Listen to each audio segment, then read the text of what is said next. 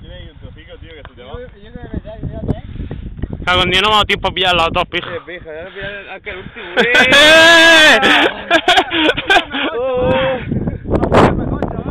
¡Vamos, calambre!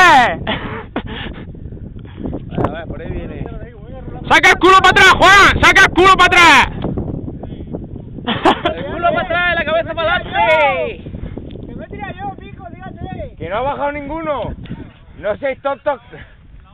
¡Que sí, pijo! ¡Que se baja! ¡Que es verdad que se baja, hostia! Baja yo, cojones. Se baja o montado o rulando, pero se baja. 50 euros, tío.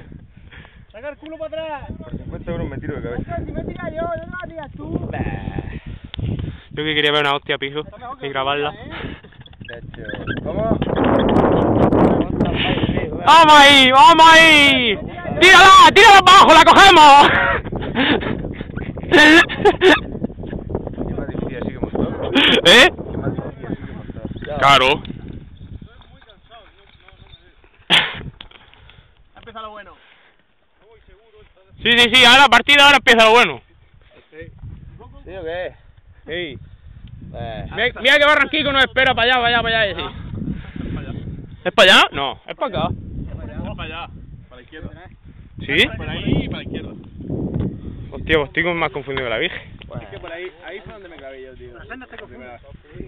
Joder, no, para acá, estaba haciendo la hora, obviamente. Bueno, hasta luego.